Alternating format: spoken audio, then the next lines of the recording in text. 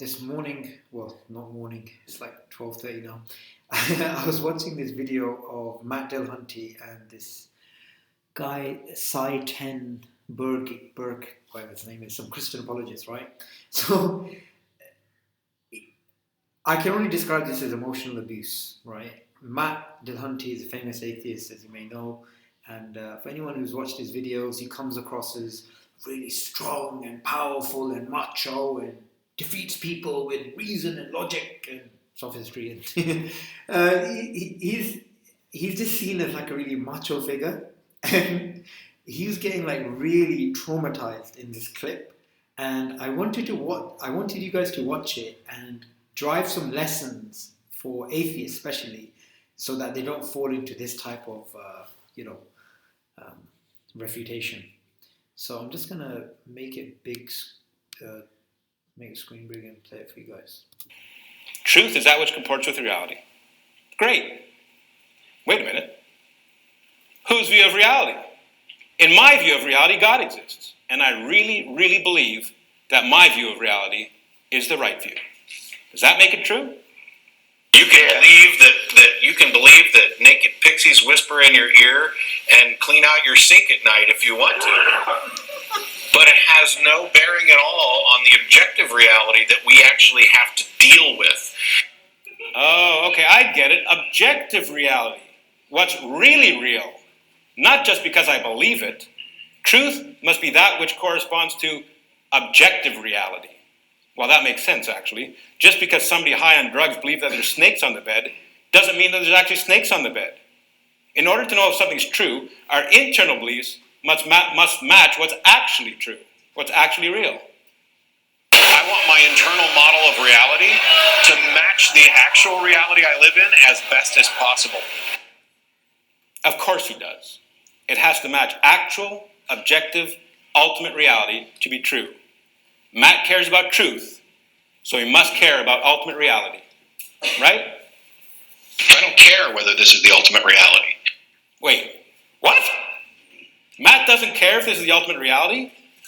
Surely that was a slip of the tongue. Surely Matt must care a little bit about what's ultimately real. Possibilities and reality. I don't care. Sorry, I just really, really, really don't care. He really, really, really doesn't care. Now, folks, that's a problem.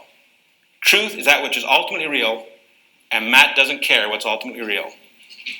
Why is that? Why doesn't Matt care what's ultimately real? My position is that, yes, we cannot distinguish whether or not, I can't distinguish whether the reality I experience is an ultimate reality. I could be in a matrix or a brain of that, or pick any thought experiment you want. Matt doesn't care what's ultimately real because he can't know what's ultimately real. You heard it. He could be a brain in a vat. According to Matt's worldview, he could only know that which is in his own brain. See, I'd even argue that point. But surely that would be absurd. I mean, isn't that solipsism? Solipsism, a theory and philosophy that your own existence is the only thing that is real or that can be known. Well, that's nuts, right? I mean, anybody who claims to be a solipsist deserves to be mocked, right? Because I'm a solipsist, because I'm in certain... You're a solipsist? Traps like most people. Mocked, and hung up on. Good job, Matt. I mean, that's crazy. I mean, if that were the case, not only could you not know ultimate reality, you'd have no basis for trusting the reality that you think you're experiencing. I mean, you might think that you're in a room with blue walls when you're a brain in a vat in a room with orange walls. You see, I have watched a lot of Matt's videos, and he hangs up on a lot of people. Now, why would Matt hang up on the solipsist? Why would he hang up on the solipsist? I wonder. We cannot ever solve the problem of hard solipsism, pretending that I'm claiming to be able to defeat hard solipsism. I have no solution to that. Matt has no solution for solipsism. In fact, according to Matt's worldview, he must be a solipsist. But rather than admit it, he mocks somebody claiming solipsism. Of course, Matt would never admit to being a solipsist. Or would he? You're not solved, but in some possible world, Actually, I kind there of actually is. Did you catch that? It's kind of soft. I enhanced the audio for you. Obviously, I'm not a solved. You're not solved, but in some possible world, Actually, I kind there of actually is. Actually, he kind of is a solipsist. Of course he is. Matt can't know anything outside his own brain. And I have to show that it's true that God exists. He can't know anything outside his own brain, and he's going to argue that it's unreasonable to believe in God? My friends, this debate isn't over. It never started. Matt's worldview isn't down for the count. It's dead. It just doesn't have the courtesy to lie down. You see, you need to be able to know what's ultimately real to know what's true. I submit. Ouch. For anybody that wants to watch it, this there, the refining reason debate. I haven't seen all of it, by the way, but man, this is just gonna go back to the point where it's just like Matt sitting there uncomfortably. It was such a painful thing, man. He's just sitting there, he's breathing heavily.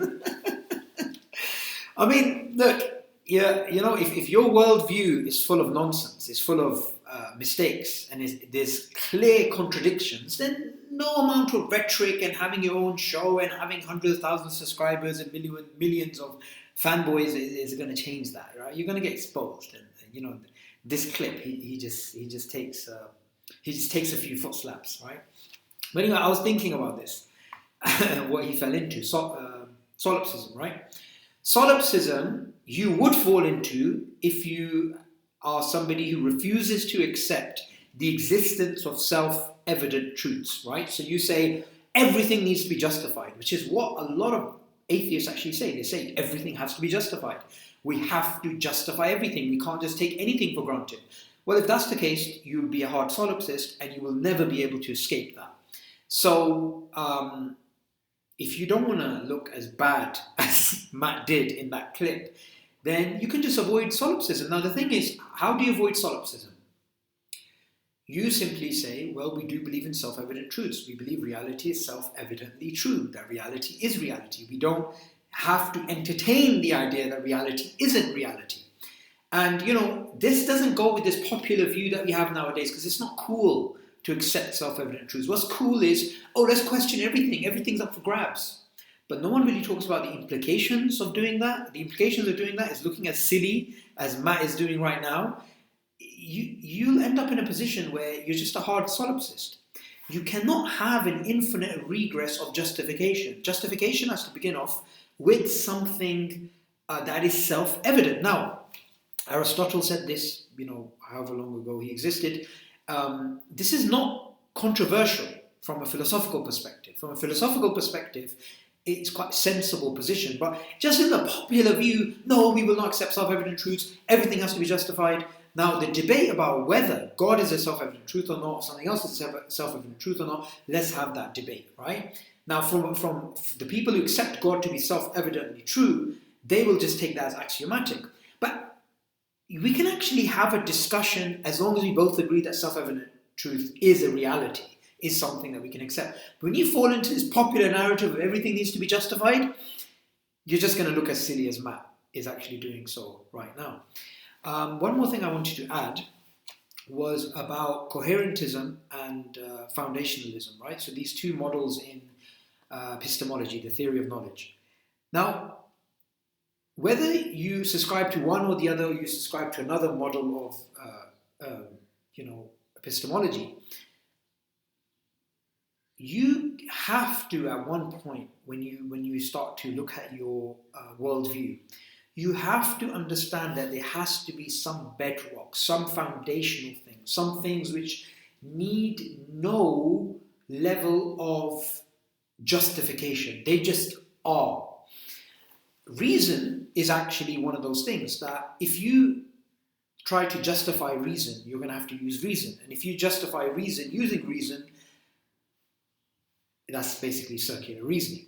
So, long story short, I hope you guys enjoyed this clip. And how the mighty have fallen. I've always seen Matt as this guy who's like, just smashing down his opponents. And here he's just like looking so sad and upset. And, yeah. I feel like playing a small violin for him right now. If violins were allowed, of course. Anyway, make sure you check out my upcoming video on Islam, feminism, and Darwinism, which should be out tomorrow. Assalamu alaikum.